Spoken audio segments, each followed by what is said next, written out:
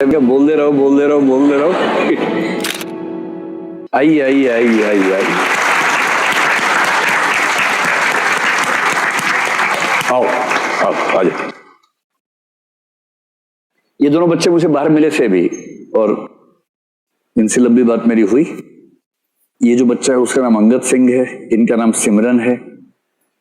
और सिमरन जो है हमारे हरियाणा राज्य से हैं और इस बार सिमरन का रैंक है 66।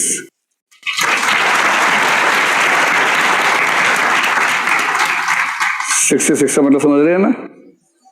पर रोचक बात है कि इन दोनों की पहली प्रेफरेंस आईएफएस है, तो इनको आईएएस चाहिए ही नहीं। तो जो मैंने आपसे हिंट किया था कि कई बच्चे ऐसे होते हैं जो आईएफएस नंबर 1 पे रखते हैं, इसलिए आईएएस की कट ऑफ थोड़ी सी नीचे चली जाती है। जो अंगद हैं, अंगद थोड़े से दिल्ली से हैं, थोड़े से हरियाणा से हैं, थोड़े से पंजाब से, ऐसा ही है ना। हाँ, तो इनके पापा मम्मी आए हुए, इनके पापा बड़े मजेदार आदमी, खूब बढ़िया बात इनसे मेरी हुई और अच्छी दोस्ती हमारी हो गई। इनका जो रैंक है वो है 162 और अंगद दृष्टि के फाउंडेशन 8 के स्टूडेंट हैं, जो इंग्लिश मीडियम का करोल बाग का बैच है उसी के स्टूडेंट हैं। और इनका ऑप्शनल है फिजिक्स। ठीक है, अब मैं इन दोनों से पहले तो इनको हम बुके देकर सम्मानित करेंगे। आज वो 4 तो लोग हैं नहीं हमारे पास, कल तो 4 बच्चे ही बैठे हुए थे। देखो सबका ना इतना उत्साह हो जाता है कि कौन बुके देगा। आप इसलिए पीछे से आगे आए थे, क्या बात है, थोड़ा और आगे आना पड़ेगा आपको, कल परसों तक वो स्थिति बन पाएगी, है ना। एक तो आप दे दीजिए, एक आप दे दीजिए, है ना। अच्छा आ जाओ उधर।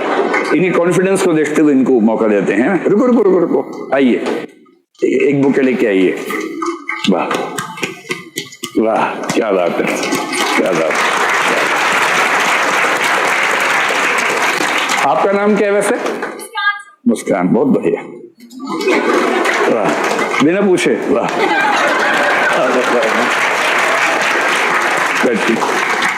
और आपका नाम क्या भाई साहब? हाँ, लोकेश, बहुत बढ़िया।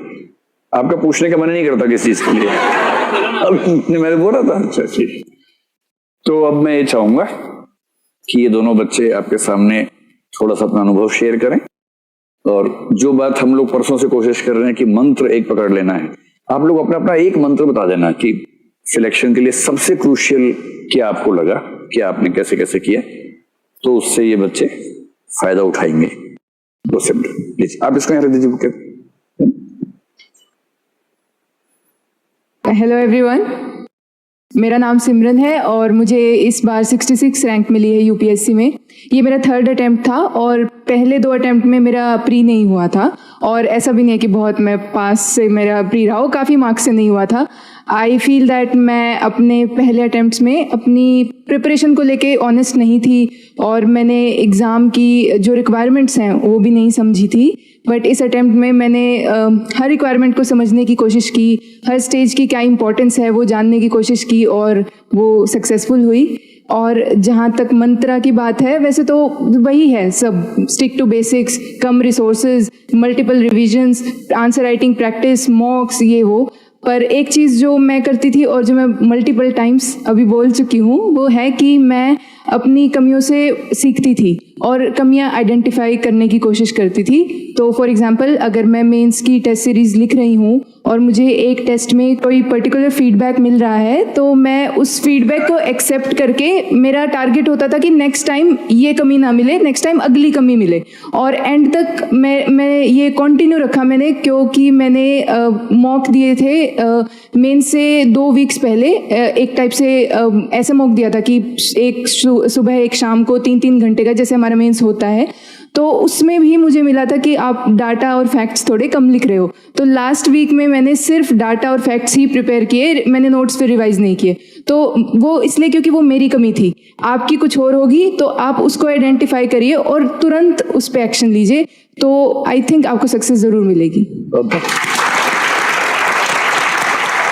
इंटरेस्टिंग बात यह है कि 2 बार प्रीलिम्स नहीं हुआ, तीसरी बार में हुआ तो हो ही गया तो इनकी फर्स्ट प्रेफरेंस आईएफएस है, इनको मिल ही जाएगा।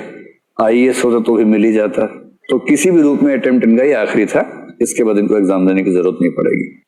ऐसा ही होता है एक झटके में, जो भी हम बात कर ही रहे थे कि प्रीलिम्स 1-2 बार भरे ना हो, मेंस अगर 2-3 बार में नहीं हो रहा तो इसका मतलब कोई सीरियस मिस्टेक हमसे हो रही है। बहुत बढ़िया।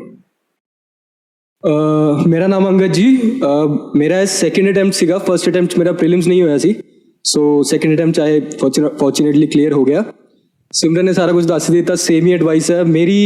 एक एडिशनल एडवाइस जो मैं हाईलाइट करना चाहूँगा उन्होंने एडवाइस जो है कि आंसर राइटिंग प्रैक्टिस जिन्नी करनी है उन्नी घट है, करते रहो करते रहो करते रहो करते रहो करते रहो।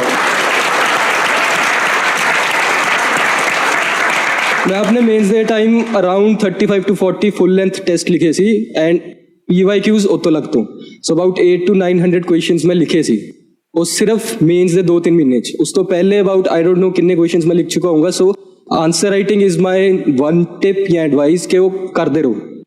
सैकेंडली एक होर गल जिहड़ी इन्होंने कही वो ये सीगी कि हर एक दी जर्नी यूनीक है, तुसी अपनी जो शॉर्टकमिंग है वो आइडेंटिफाई करनी है, वो आइडेंटिफाई करनी है। मेरी जो शॉर्टकमिंग सी वो मे भी तुहाडी ना होए, जो मैं कह रहे हैं, जो सिमरन कह रही है, कोई भी टॉपर कहेगा, जरूरी नहीं है तुहाडी भी सेम ही प्रॉब्लम होवे। जो तुहाडी प्रॉब्लम है वो आइडेंटिफाई करो, वो हौली हौली करके प्रैक्टिस नाल ही होएगी। So keep practicing, keep writing, keep revising.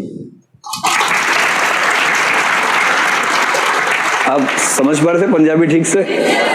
मैं कहता करते रहो, मुझे लगा इतनी मिठास है, मैंने कहा बोल दे रहो। अच्छा, इनको रैंक 162 है, इनकी फर्स्ट प्रेफरेंस आईएफएस थी, सेकंड आईएएस, थर्ड आईपीएस। तो आईएफएस और आईएएस मिलना थोड़ा सा मुश्किल है, आईपीएस इनको मिलेगा मेरे हिसाब से। आईएफएस से तुक्का लग भी सकता है, थोड़ा चांस कम है। इनके पेरेंट्स और मेरी सबकी राय है कि आईपीएस ही मेरे बढ़िया है, और ये आईपीएस इनको मिलेगा तो पूरे चांसेस है कि होम का ऑर्डर मिल जाना चाहिए, पंजाब या दिल्ली जो भी मिले। तो फिर से एग्जाम दोगे एक बार? दे देंगे की फर्क पड़ जाए। बढ़िया। तो ऐसे ही मस्त रहना है, एग्जाम दिया हो गया, और उसके बाद भी ग्राउंडेड रहना है।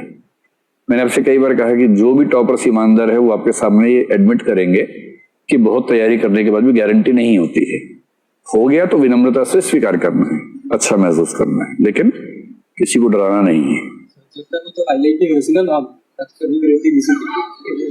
ये कह रहे हैं कि जब तक वहां पर नाम हाईलाइट नहीं हुआ था तब तक कोई गारंटी थी नहीं।